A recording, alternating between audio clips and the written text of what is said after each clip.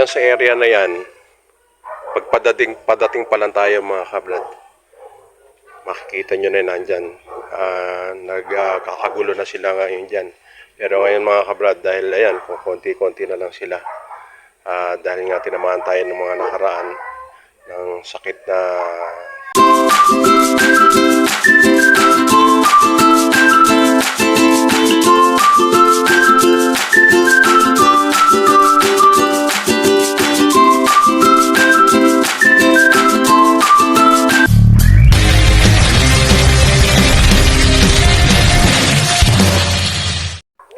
isang napakagandang hapon sa atin muli mga kabrad.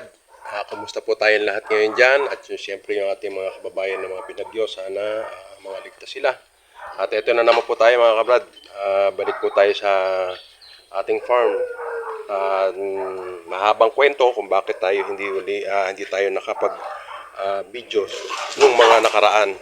Lalo sa medyo may kabigatan talaga yung nangyari sa atin noon na yung mga manok natin na dati kay dami-rami duty sila nauubos na tinamaan tayo ng sa manok saka yung ating mga bibi.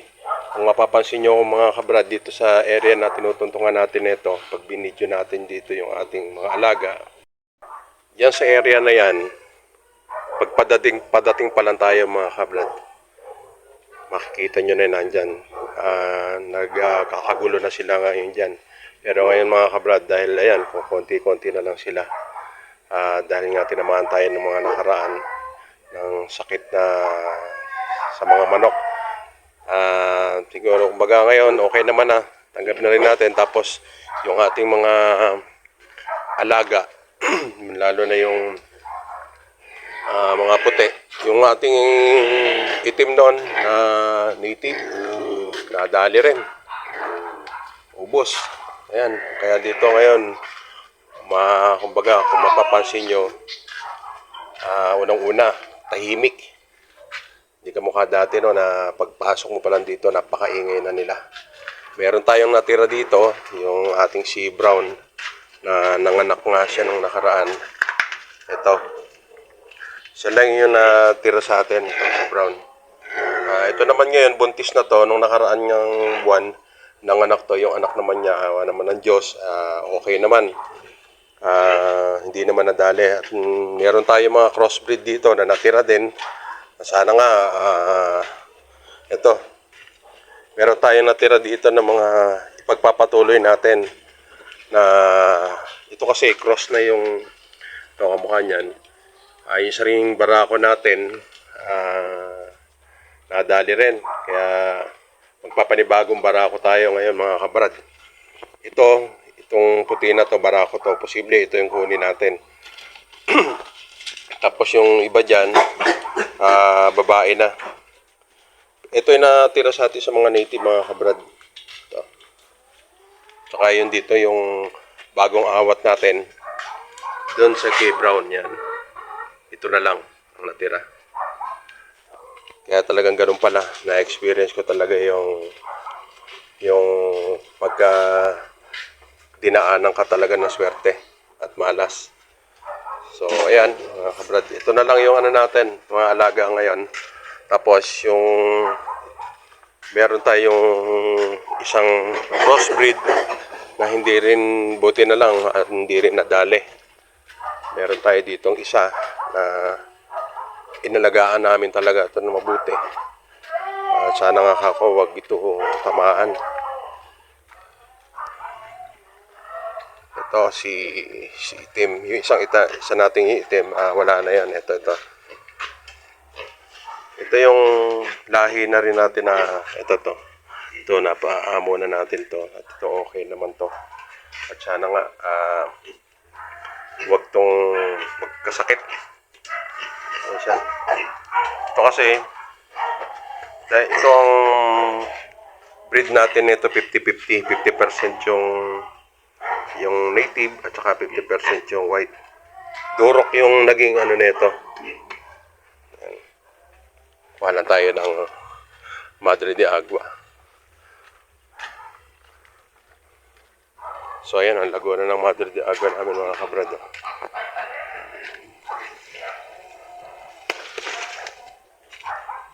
Ano talaga pala mga kabrad pag ganun. Pag nakikita may mga alaga mo na unti-unti na wala, lungkot, bigat. So, ayan.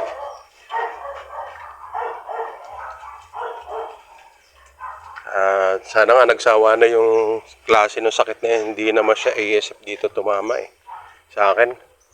Ito kasi kung mapapansin nyo yung bubong namin na yan, wala na, sira-sira na talaga.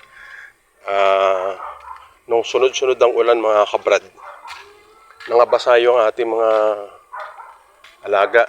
Meron tayo ditong mga breed rin na puti na inalagaan natin. Tapos kaya lang, nung nagkasakit, yung arsa, ang isa sa kanila pag nagkasakit, abot lang halimbawa, nagkasakit siya ngayon. Bibilang pa naman siya ng mga 3-4 na araw bago siya malagutan. Yan. Dati andun yung sa puti natin na 3. Kaya lang wala na. At talagang ganon, kasama yan sa pag-aalaga ng ating mga native at saka sa puti. So ngayon mga kabrad, wala tayong puti ngayon. Pero ang plano nga namin, Joel, itong papasok ng December, makalipat na kami dun sa bundok na yung kung saan na yun atin yung naipundar pa noon pa na katuwang natin yung aking mga anak. Na AI na to, kaya ito first time niya na AI namin siya. Kaya ito yung magiging anak nito, 50-50 rin. Tapos itong si Brown, kaya dito kami kukuha ng lahi, maganda siya magdala ng anak. Mabait. Tapos pag nanganak siya 10, 8, pinakamababa rito 8. Ay ngayon, dahil na AI na siya, crossbreed na siya. Buti na lang mga kabrad, hindi ito tinamaan si ano. Sabi ko kay Joel, kung sino yung matira, yun, matitibay ang resistensya. Kaya, ito, awa naman ng Diyos, tumigil na siguro, huminto na. At pagkalipat namin, dala-dala namin to si Brown, ito yung i-retain namin na inahin. Tapos, kukuha na lang kami dito. Yan, dyan sa may mga ano na yan. Tsaka yung meron tayong natitira, yung isang inalagaan natin doon na si Itim. Yun ang pararamihin na natin uli mga kabrad. At tapos, yung mga manok naman, yung mga natira natin nito na kamukha nito, inahin, yan na lang siguro yung pag-uumpisahan natin doon na paramihin. Dahil madali naman tayo makapagparami ng mga manok tsaka bibi. Sa pabo naman, yung mga pabo natin, okay pa naman, andun na sila sa gawidon. Yung pararamihin din natin. Siguro, mas lalo kong naramdaman mga kabrad ngayon yung mga tinamaan talaga ng ASF ng mga nakaraan sa mga kababayan natin. Talagang napakahirap, mabigat. Puti sa akin mga kabrad, konti lang yung unti-unting nawala sa akin. Pero ganun pa ma'am, talagang medyo may kabigatan dahil wala naman tayong ibang pinagkukunan ng pakain sa kanila kundi sa kanila din. At minsan naman nadadalap na tatangayan pa tayo doon sa ating sahod, sa ating pagtatrabaho. At yun nga, sa mga, kaya hindi tayo mga nakapag-video ng mga nakaraan dahil medyo siyempre medyo tinamad tayo. Pero sabi nga habang may buhay may pag-asa. Kaya hindi tayo luhinto at magsisipag pa ulit tayo mga kabrad. Dadagdagan natin yung ating sipag dahil malilipat na to ating mga alaga doon sa bundok. At doon naman tayo magsisimula ng panibago nating pagpaparami ng ating mga alaga.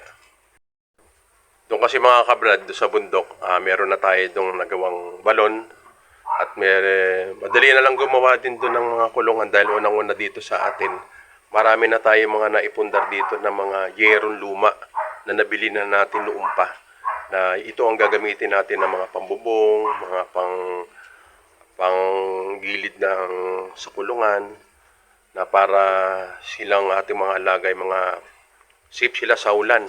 Kasi dito, dahil kung makita nyo naman mga kabrad, ayan, talagang sobrang sira-sira. Ang mga alaga na natin dito, kaya sila nangamatay. Minsan yung ubo, sobrang ubong tigas. Tapos hanggang sa nagpumping na sila, nagpa-pumping hanggang bibilang ka na lang ng araw, mamamatay. Yan. Sabi ko na nga lang, talagang ganun. Tapos yung ating mga manok din, ganun din, nadali rin tayo doon. Pero sa susunod, yun nga, kasi ayoko kasi dito mga kabrad mag-inject sa ating mga alaga. Ayoko na nga sana na mag-vaccine. Gusto ko yung talagang malinis, organic. Wala silang mga ano sa katawan, yung mga kargang gamot. Pero siguro paglipat natin doon, lalo na sa ating mga alagang manok, babalik natin yung dati nating ginagawa nung sa unang-una pa lang. Tapos yung ating mga fermented na siguro matagal din tayo hindi naka-ferment ngayon, nakapag-ferment. Sa ngayon, ang meron tayo dito nga sapal. Ito hindi tayo nagpapawala mga kabrad. Ito yung sapal ng taho, ito yung hindi natin talaga pinawawala dahil ito yung isa sa mga pangunahin nating pagkain ng ating mga native na mas nakakatipid tayo. Ay hinahalo natin. So, ayun. Kailangan natin yun. Hindi dapat tayo maubusan. So, ayan mga kabrad. At muli, at maraming salamat. Na-miss ko talaga yung ating mga lalo na yung may mga nagko-comment, yung sa comment section, salamat. Napakaraming salamat. At sa mga bagong subscriber natin, napakaraming salamat. At God bless po sa inyong lahat. At sa ating mga kababayan na nasalanta ng bagyo, sana makabangon muli tayo ng mapayapa. At siyempre, sunod-sunod, ginawang playground ng bagyo ang ating bansa. Kaya dobling pag-iingat din mga kabrad. Dito sa aming lugar nito, napakaswerte po dahil hindi kami inaabot ng ganyang kalamidad dito sa San Jose del Monte, Bulacan. Kaya napakaswerte po namin dito. Kaya pinagpe-pray na lang po namin ang ating mga kababayan. Kaya muli mga kabrad, maraming pong salamat muli sa atin lahat. At muli po, araw-araw na naman po tayo magkikita. At araw-araw na naman po tayo may panibagong video at panibagong pag-asa, panibagong paninimula dito sa ating mga alaga. Kaya mga kabrad, maraming salamat po sa atin lahat. God bless po.